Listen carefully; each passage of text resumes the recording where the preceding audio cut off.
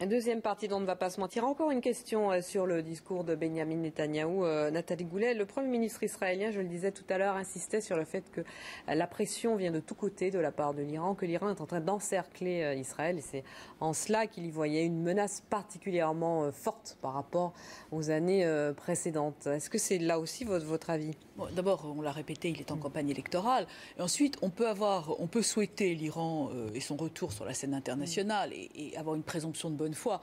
Et en même temps, l'Iran est parti des problèmes, donc il est parti des solutions. Il soutient le Hezbollah, il déstabilise le Liban, il est en Syrie, il est évidemment en Palestine. Voilà. Donc l'Iran est évidemment au cœur de ces mouvements terroristes qui effectivement entourent Israël et pour lesquels il va falloir trouver une solution sans naïveté et en mélangeant pas l'œuf et la poule non plus. Donc tout ça, il a pas tort. Il n'a pas tort quand il dit ça.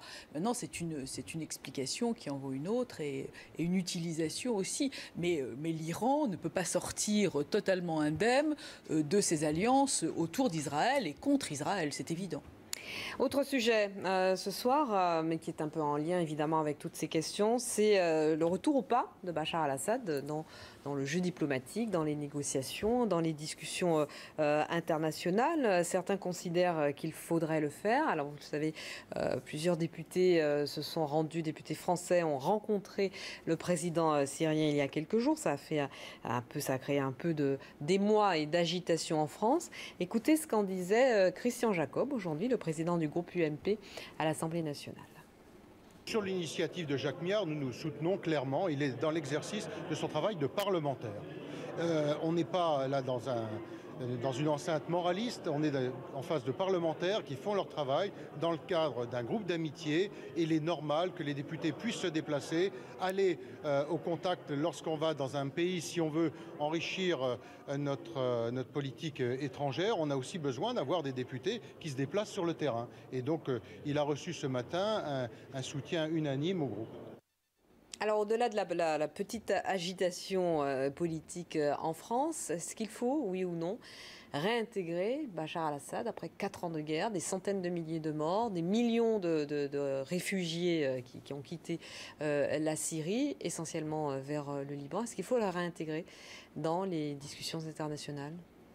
Moi, je ne vais pas m'exprimer en fait sur l'opportunité ou non de l'avoir rencontré, parce que bon, les avis divergent. Mais là où il y a un vrai problème, c'est quand on nous présente finalement Assad comme une solution contre l'État islamique. Parce qu'en fait, c'est vraiment l'idée, aller voir Assad pour trouver, dans le sens d'une solution contre l'État islamique. D'une part, Assad a fait le jeu directement de l'État islamique, et ce depuis les années 2000, en faisant de la Syrie une plateforme à partir de laquelle les djihadistes s'exportaient vers l'Irak, ce même Irak où le groupe État islamique est né en 2006. Donc ça, c'est une première chose. Deuxième chose, sur le plan des capacités militaires, aujourd'hui, le régime syrien n'a pas les capacités en fait de reprendre le terrain. Et d'ailleurs, les opérations qui sont actuellement menées en Syrie pour reprendre certaines provinces, dont la province de Hasakeh, qui est une des provinces aux mains de l'État islamique, ces territoires sont repris par les forces kurdes qui ne coopèrent pas avec le régime.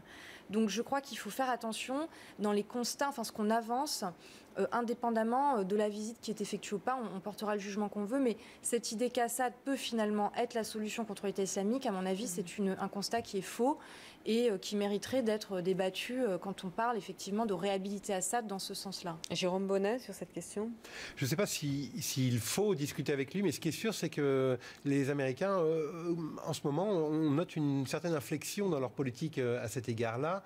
Dans la revue, il y a un document que nous avons eu des services américains qui s'appelle la National Security Strategy, qui est une espèce de feuille de route de la politique étrangère.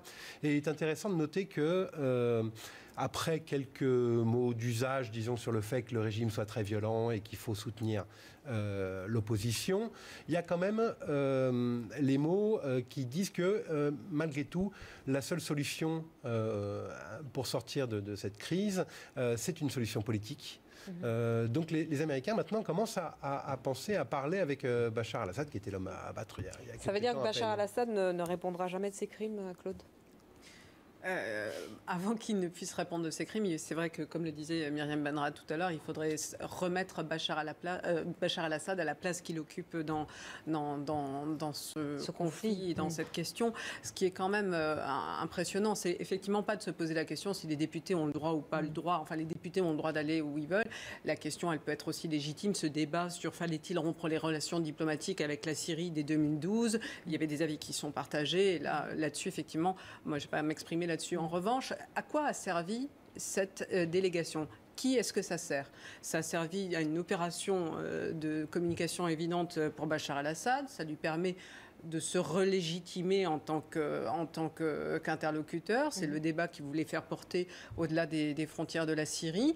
L'argument selon lequel les services de renseignement français avaient besoin absolument de reprendre une collaboration avec les services de renseignement syriens, est-ce que finalement ça peut être utile ou pas?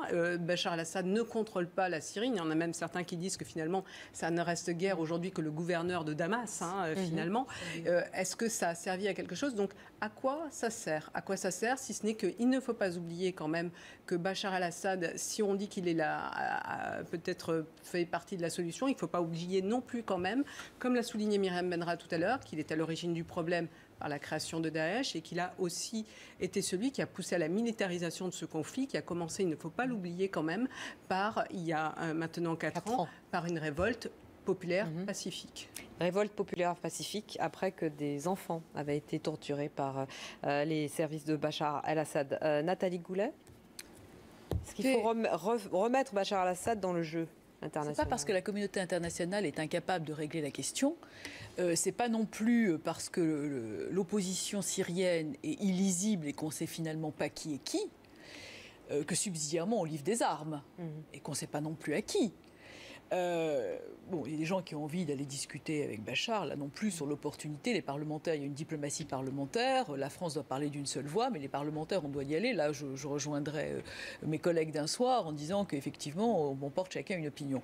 Ce qui est lamentable, c'est qu'on ait laissé cette situation se dégrader depuis tellement longtemps. Donc, il faut aussi comprendre, il faut regarder les victimes, mais la solution, elle ne sera que politique, parce que la solution militaire, personne n'a envie d'y aller. Et on ne peut pas non plus laisser, vous savez, il n'y a plus du tout de frontière entre la Syrie et l'Irak. Donc cette zone est vraiment perdue, c'est une zone de non-droit absolu. Qu'est-ce que John Brennan vous a dit à ce sujet? John Brennan est très content, et c'est le seul message qu'il a voulu faire passer. La CIA. J'étais donc avec mes collègues dans le cadre de la commission d'enquête sur la qualité des relations entre les services français et les services américains. Il a considéré que le travail des services français était tout à fait excellent et dans les meilleures relations avec les États-Unis. Il a voulu nous en remercier. Alors, il nous reste moins de 2 minutes. Je voudrais une réaction très rapide. Et je vais commencer avec vous, Nathalie Goulet, sur cette question de l'entrée ou pas du voile à l'université en France. La ministre du droit des femmes s'est exprimée un peu précipitamment, enfin un peu contre sa volonté, contre. Qu'en pensez-vous ? Est-ce bien le moment de remettre ça sur le tapis sans faire de mauvais jeu de mots? Non, ce n'est pas le moment. Je suis absolument contre. Vous êtes contre quoi? Contre le voile à l'université ou contre la proposition de loi? Je suis contre la proposition qui viserait à supprimer le voile ou l'interdire à l'université pour 1001 raisons plus une. Nous recevons assez peu d'étudiantes étrangères qui le portent chez elles et qui le portent en toute... Ouais, là, ça concerne aussi des Françaises. Oui, d'accord. Ça concernerait aussi des étudiantes étrangères qui viendraient en France. On a déjà beaucoup de difficultés avec le rayonnement de la France à l'étranger. On accueille quelques étudiantes étrangères, il faut les laisser venir ici. Et c'est un autre débat dont on n'a pas besoin en ce moment. Myriam Benrad? Oui, c'est vrai que